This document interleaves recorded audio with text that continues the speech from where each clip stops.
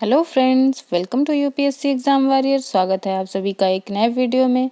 तो कल का हमारा टॉपिक था समास, तो आज उसी श्रृंखला में आगे बढ़ते हुए आज एक नया टॉपिक हम लोग पढ़ेंगे जो कि है शब्द प्रकार। और शब्द के प्रकारों में हम लोग देखेंगे तद्भव, तत्सम, देशज और विदेशज शब्दों को।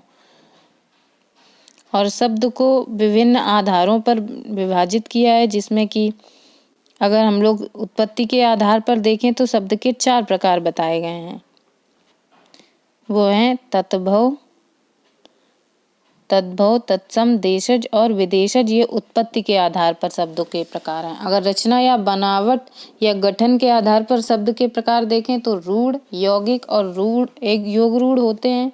और विकार के आधार पर विकारी और अविकारी शब्द होते हैं, जिसमें कि विकारी शब्द 4 प्रकार के होते हैं: संज्ञा, सर्वनाम, क्रिया, विशेषण। और अविकारी शब्द अव्यय होते हैं, जिसमें कि आते हैं क्रिया विशेषण, समुच्चय बोधक, संबंध बोधक और विस्मयादि बोधक शब्द। ये सभी अव्यय में आते हैं, अविकारी शब्दों में। अर्थ के आधार पर भी शब्द के प्रकार 2 होते हैं: सार्थक शब्द और निरर्थक शब्द। तो ये तो रही हमारी बेसिक जानकारी। चलते हैं आज के पहले क्वेश्चन की ओर। आज का हमारा पहला क्वेश्चन है, अहेर शब्द का तत्सम रूप क्या होगा? तो देखते हैं ऑप्शंस को। ऑप्शन फर्स्ट है अरहर, ऑप्शन सेकंड है अहीर, ऑप्शन थर्ड है अषाढ़ या ऑप्शन फोर्थ है आखेट। तो इसका सही जवाब होगा ऑप्शन फोर्थ। अहेर शब्द का तत्सम रूप आखेट होगा। चलते हैं अपने नेक्स्ट क्वेश्चन की ओर। हमारा अगला क्वेश्चन है क्वेश्चन नंबर सेकंड। निम्न में से कौन सा काटना का तत्सम रूप है? निम्न में से कौन सा काटना का तत्सम रूप है, ये पूछा गया है। तो ऑप्शन फर्स्ट है हमारा कटन, ऑप्शन सेकंड है कटत या ऑप्शन फोर्थ है कर्तन, ऑप्शन थर्ड है कर्तन, ऑप्शन फोर्थ है कट्टित। तो इसका सही जवाब होगा ऑप्शन थर्ड कर्तन। ये काटना का तत्सम रूप है। चलते हैं अपने नेक्स्ट क्वेश्चन की ओर। क्वेश्चन नंबर थर्ड, तिलक किस प्रकार का शब्द है? तिलक का क्या पूछा गया है? तिलक का टाइप पूछा गया है कि किस प्रकार के शब्दों की श्रेणी में आता है। तो देखते हैं इसके ऑप्शंस को। ऑप्शन फर्स्ट है हमारा तत्सम, ऑप्शन सेकंड है तद्भव, ऑप्शन थर्ड है देशज या ऑप्शन फोर्थ है संकर शब्द। तो तिलक एक प्रकार का तत्सम शब्द है। ये तत्सम शब्द की श्रेणी में आता है। और जिसका शब्द क्या होता है, जिसका अगर तद्भव शब्द हम लोग देखें तो होगा टीका। तिलक का शब्द तद्भव होता है टीका। चलते हैं अपने नेक्स्ट क्वेश्चन की ओर। Question number question number fourth है, इनमें से तत्सम शब्द कौन सा है? इनमें से तत्सम पूछा गया है। तो देखते हैं सभी ऑप्शंस को। ऑप्शन फर्स्ट है हमारा सूरज, ऑप्शन सेकंड है स्वर्ण, ऑप्शन थर्ड है कुआं या ऑप्शन फोर्थ है कपूत। तो सूरज शब्द तो क्या है, तद्भव शब्द है। इसका तत्सम होता है सूर्य। और कुआं शब्द तद्भव है, इसका तत्सम होता है कूप। और कपूत का तत्सम शब्द होता है कुपुत्र। तो ये तीनों तो हमारे तद्भव शब्दों की श्रेणी में आ गए। बचा कौन सा? स्वर्ण शब्द बचा। स्वर्ण शब्द ही हमारा तत्सम शब्द है। और इसका तद्भव शब्द होगा सोना। सोना होगा वही आभूषण वाला। चलते हैं अपने नेक्स्ट क्वेश्चन की ओर। क्वेश्चन नंबर 5, निम्नलिखित में से कौन सा शब्द तत्सम है? निम्नलिखित में से कौन सा शब्द तत्सम है? तो देखते हैं ऑप्शंस को। ऑप्शन फर्स्ट है हमारा अग्र, ऑप्शन सेकंड है आग, ऑप्शन थर्ड है आज, ऑप्शन फोर्थ है आंख। तो इसका सही जवाब होगा ऑप्शन ए। अग्र शब्द तत्सम है, बाकी सब तद्भव शब्द हैं, जिसमें कि आग का तत्सम होगा अग्नि, आग का अग्नि होगा। और आज का होता है अध, आज का तत्सम अध होता है। और आंख का तत्सम शब्द अक्ष होता है। चलते हैं अपने नेक्स्ट क्वेश्चन की ओर। क्वेश्चन नंबर 6, निम्नलिखित विकल्पों में से तत्सम शब्द का चयन कीजिए। तो इसका ऑप्शन है तीखा, अटारी, निकृष्ट या गहरा। तो इसमें निकृष्ट शब्द जो होगा ये सिर्फ तत्सम की श्रेणी में आएगा। बाकी तीखा का तत्सम होगा तीक्ष्ण, और अटारी का अट्टालिका होता है, गहरा का गंभीर होता है। चलते हैं अपने नेक्स्ट क्वेश्चन की ओर। हमारा अगला क्वेश्चन है क्वेश्चन नंबर 7। तो इसमें मक्षिका किसका तत्सम है ये पूछा गया है। मक्षिका किसका तत्सम शब्द है? तो ऑप्शन इसके देख लेते हैं। ऑप्शन फर्स्ट है मछली, ऑप्शन सेकंड है मक्खी, ऑप्शन थर्ड है मच्छर या ऑप्शन फोर्थ है मिट्टी। तो इसका सही जवाब होगा मक्खी। ऑप्शन सेकंड इसका सही जवाब होगा मक्खी। मक्खी का तत्सम शब्द ही होता है मक्षिका।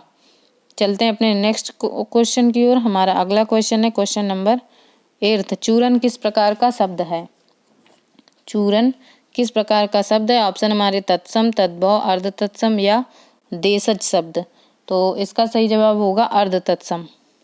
ऑप्शन थर्ड इसका सही जवाब होगा। और अगर हम अर्ध तत्सम देखें तो अर्ध तत्सम शब्द वे होते हैं जो संस्कृत से सीधे उत्पन्न होकर या विकसित होकर हिंदी में आ जाते हैं। संस्कृत से उत्पन्न होकर सीधे हिंदी भाषा में आते हैं, वे शब्द अर्ध तत्सम शब्द कहलाते हैं। जैसे कि अग्नि शब्द, और आसमान, आखार, कारज, चंदर, चूरन, भूख आदि शब्द अर्ध तत्सम की श्रेणी में आएंगे। चलते हैं अपने नेक्स्ट क्वेश्चन की ओर। Question number 9। कपाट का तद्भव शब्द क्या होगा? कपाट का तद्भव शब्द क्या होगा? तो इसका ऑप्शन फर्स्ट है कपड़ा, ऑप्शन फर्स्ट है कपड़ा या ऑप्शन सेकंड है किवाड़, ऑप्शन थर्ड है कांटा या ऑप्शन फोर्थ है कमर। तो कपाट का इसमें तत्सम शब्द पूछा गया है। इसका सही जवाब होगा ऑप्शन सेकंड। ऑप्शन सेकंड इसका सही जवाब होगा। कपाट का तत्सम किवाड़ होता है।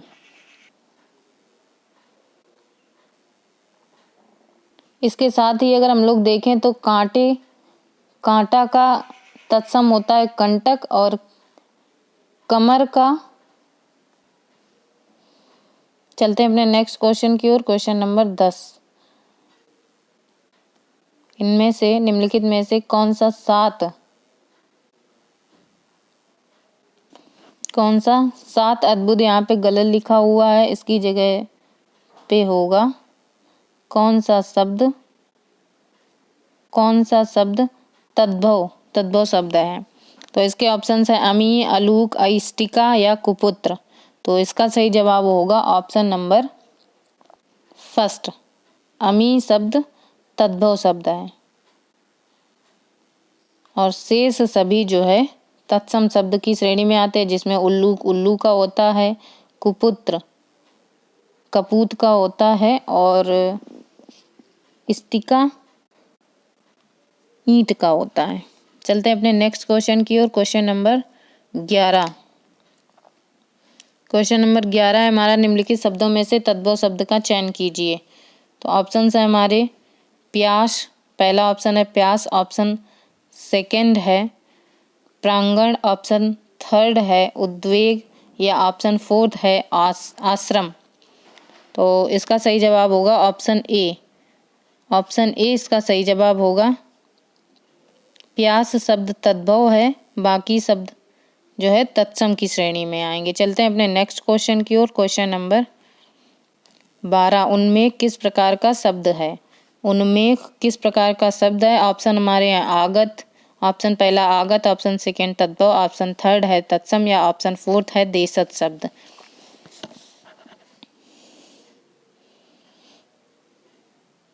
तो उन्मेष शब्द आएगा देशज की श्रेणी में, तद्भव की श्रेणी में आएगा। उन्मेष शब्द तद्भव शब्द है। चलते हैं अपने नेक्स्ट क्वेश्चन की ओर। Question number 13। निम्नलिखित में से तद्भव शब्द का चयन कीजिए। निम्नलिखित में से तद्भव शब्द का चयन कीजिए। तो इसके ऑप्शंस हैं, ऑप्शन फर्स्ट है हमारा हस्त, ऑप्शन सेकंड है हस्ती या ऑप्शन फोर्थ है हींग या ऑप्शन थर्ड है हीरक या ऑप्शन फोर्थ है हींग। तो इसका सही जवाब होगा ऑप्शन सी। और यानी कि थर्ड, ऑप्शन थर्ड इसका सही जवाब होगा। हींग शब्द जो है वो हमारा आता है तद्भव शब्द की श्रेणी में, से सभी तत्सम है। चलते हैं अपने नेक्स्ट क्वेश्चन की ओर। क्वेश्चन नंबर 14, जिन शब्दों की उत्पत्ति का पता नहीं चलता है उन्हें क्या कहा जाता है? जिन शब्दों की उत्पत्ति का पता नहीं चलता उन्हें क्या कहा जाता है? तो इसका ऑप्शन है हमारा पहला विदेशज शब्द, ये देशज शब्द या तत्सम शब्द, तद्भव शब्द। तो इसका सही जवाब होगा ऑप्शन बी, विदेशज शब्द। जिन शब्दों की उत्पत्ति का पता नहीं चलता है उन्हें विदेशज शब्द कहते हैं, जैसे कि झाड़ू। झाड़ू हमारा किस में आएगा? विदेशज शब्द की श्रेणी में आएगा। और इसके साथ ही लोटा, पगड़ी, झोंका, टांग, ठेठ, ये सब विदेशज शब्द की श्रेणी में आएंगे। और चलते हैं अपने नेक्स्ट क्वेश्चन की ओर। क्वेश्चन नंबर 15, खिड़की किस प्रकार का शब्द है? खिड़की पूछा गया है किस प्रकार का शब्द है, तो इसके ऑप्शंस हैं। ऑप्शन फर्स्ट है तद्भव, ऑप्शन सेकंड है विदेशज, या ऑप्शन थर्ड है देशज शब्द, ऑप्शन फोर्थ है वर्ण संकर। ऑप्शन फोर्थ हमारा है वर्ण संकर। तो इसका सही जवाब होगा हमारा सी, यानी कि थर्ड, देशज शब्द की श्रेणी में आता है खिड़की। और पिछले क्वेश्चन में हम लोगों ने डिस्कस भी किया था, देशज शब्दों में लोटा, पगड़ी, झोंका, टांग, ठेठ, झाड़ू, इन सभी में देशज शब्द की श्रेणी में ये शब्द आएंगे। जिन शब्दों की उत्पत्ति का पता नहीं चलता वे शब्द देशज कहलाते हैं। देशज शब्द क्या होते हैं? अपने ही देश की बोलचाल से बने होते हैं। जो अपने देश में बोलचाल की भाषा में प्रयोग किए जाते हैं वही देशज शब्द कहलाते हैं। तेंदुआ, चिड़िया, आटा, ठेठ, कटोरा, खिड़की, ठुमरी, जूता, पगड़ी, खिड़की, फुनगी, कलाई, लोटा, डिबिया इत्यादि ये क्या है? देशज शब्द हैं। चलते हैं अपने नेक्स्ट क्वेश्चन की ओर। क्वेश्चन नंबर 16, तो क्वेश्चन नंबर हमारा 16 है, क्वेश्चन नंबर 16 है हमारा, लालटेन शब्द निम्न शब्द वर्गों में से किस शब्द वर्ग में आएगा? लालटेन शब्द पूछा गया है कि किस प्रकार का शब्द है। तो इसके ऑप्शंस हैं। ऑप्शन फर्स्ट है हमारा तत्सम, ऑप्शन सेकंड है तद्भव, ऑप्शन थर्ड है देशज, या ऑप्शन फोर्थ है विदेशज शब्द। तो इसका सही जवाब होगा ऑप्शन थर्ड यानी कि ऑप्शन फोर्थ इसका सही जवाब होगा, विदेशज शब्द की श्रेणी में आएगा। क्योंकि लालटेन शब्द लैल किससे बना है? लैंटर्न से बना है, जो कि एक विदेशी शब्द है। लैंटर्न विदेशी शब्द से बना है, इसीलिए विदेशज शब्द की श्रेणी में आएगा। चलते हैं अपने नेक्स्ट क्वेश्चन की ओर। क्वेश्चन नंबर 17, कौन सा शब्द तुर्की भाषा का नहीं है? कौन सा शब्द तुर्की भाषा का नहीं है? तो इसके ऑप्शंस हैं। ऑप्शन फर्स्ट है हमारा पैगंबर, ऑप्शन सेकंड है बेगम, या ऑप्शन थर्ड है चेचक, ऑप्शन फोर्थ है इसमें बारूद। नेक्स्ट पेज में गया है वो है ऑप्शन फोर्थ हमारा है बारूद। तो इसका सही जवाब होगा ऑप्शन ए यानी कि पैगंबर जो है ये तुर्की भाषा का शब्द नहीं है। बाकी चेचक, बारूद और बेगम शब्द ये सब तुर्की भाषा के शब्द हैं। और तुर्की भाषा के शब्द इसी के साथ अगर हम लोग देखें तो दारोगा, बीबी, कुली, चाकू, ये सब किससे हैं? तुर्की भाषा के शब्द की श्रेणी में आएंगे। पैगंबर, नमाज, रोज़ा आदि ये धार्मिक शब्द हैं, अरबी और फारसी भाषा से लिए गए हैं। चलते हैं अपने नेक्स्ट क्वेश्चन की ओर। क्वेश्चन नंबर 18, क्वेश्चन नंबर हमारा 18 है, छायादार शब्द किसका उदाहरण? छायादार शब्द किसका उदाहरण है? तो इसके ऑप्शंस हैं तत्सम शब्द, तद्भव शब्द, देशज या संकर शब्द। तत्सम, तद्भव, विदेशज या संकर शब्द। तो इसका सही जवाब होगा ऑप्शन डी, संकर शब्द में आएगा छायादार, जिसमें कि छाया शब्द फारसी भाषा से लिया गया है। छायादार में छाया शब्द फारसी भाषा का है और दार शब्द यहाँ पे मैंने उल्टा बोला है। छाया शब्द जो है हिंदी का है, छाया शब्द हिंदी का है और दार शब्द फारसी भाषा का है। इसीलिए यहाँ पे संकर शब्द मतलब दो भाषाओं से मिलकर बना है, इसीलिए यहाँ पे ये संकर शब्द की श्रेणी में आता है। चलते हैं अपने नेक्स्ट क्वेश्चन की ओर। क्वेश्चन नंबर 19, क्वेश्चन नंबर 19 है यहाँ पे, निम्नलिखित शब्दों में से कौन सा अनुकरणात्मक शब्द है? निम्नलिखित शब्दों में कौन सा अनुकरणात्मक शब्द है? तो इसके ऑप्शंस हैं हमारे बंधन, चंद्रमा, रण क्षेत्र या खड़खड़। तो इसका सही जवाब होगा ऑप्शन डी। ऑप्शन डी इसका सही जवाब होगा, खड़खड़। और अगर इसमें हम अनुकरणात्मक शब्द के मूल स्रोत की बात देखें हम लोग, तो भोलानाथ तिवारी ने देशज शब्दों को दो वर्गों में विभाजित किया था। एक अज्ञात व्युत्पत्ति के आधार पर तथा दूसरा अनुकरणात्मक के आधार पर। जो तत्सम शब्द विदेशी नहीं है तथा अनुकरण के आधार पर बनाए गए हैं, उन्हें इसी श्रेणी में रखा जाएगा, अनुकरणात्मक शब्द की श्रेणी में। जैसे कि खड़खड़, खड़खड़, धड़धड़, भड़भड़, खटखट, धमधम, हड़हड़, चटचट, भों, फटफटिया, टर्राना, ये सब किस श्रेणी में आएंगे? अनुकरणात्मक शब्दों की श्रेणी में आएंगे। चलते हैं अपने नेक्स्ट क्वेश्चन की ओर। हमारा अगला क्वेश्चन है क्वेश्चन नंबर 20। क्वेश्चन नंबर 20 है हमारा, निम्नलिखित में से विकारी शब्द कौन सा है? विकारी शब्द का चयन करना है। तो इसके ऑप्शंस हैं आज, लड़का, इधर, परंतु। तो इसका सही जवाब होगा ऑप्शन दूसरा, लड़का शब्द विकारी शब्द में आता है। तो विकारी शब्द होते क्या हैं? वे शब्द जो लिंग, वचन और कारक आदि से विकृत हो जाते हैं विकारी शब्द कहलाते हैं। जैसे संज्ञा, सर्वनाम, क्रिया, विशेषण, ये सब किस में आएंगे? विकारी शब्द की श्रेणी में आएंगे। विकारी शब्द 4 प्रकार के होते हैं। पिछले हमने डिस्कस भी किया था सेशन की स्टार्टिंग में। संज्ञा, सर्वनाम, विशेषण, क्रिया, ये सब विकारी शब्दों की श्रेणी में आएंगे।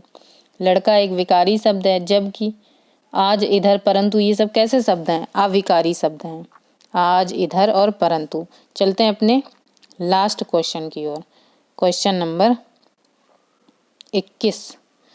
क्वेश्चन नंबर 21 मैंने आप लोगों के लिए छोड़ा है। कमेंट बॉक्स में आप लोग बताएंगे कि संकर शब्द कौन सा है। इनमें से संकर शब्द कौन सा है? आतिशबाजी, लफंगा, नारिकेल या चुगलखोर। तो इसका सही जवाब आप लोग कमेंट बॉक्स में लिख कर देंगे। और हाँ, अगर तुर्की भाषा के शब्दों की आपको ट्रिक चाहिए है तो आप कमेंट बॉक्स में वो भी टाइप करेंगी। और अगर मेरा ये प्रयास आपको अच्छा लगा हो तो चैनल को लाइक करें, शेयर करें और सब्सक्राइब करें। Thank you class.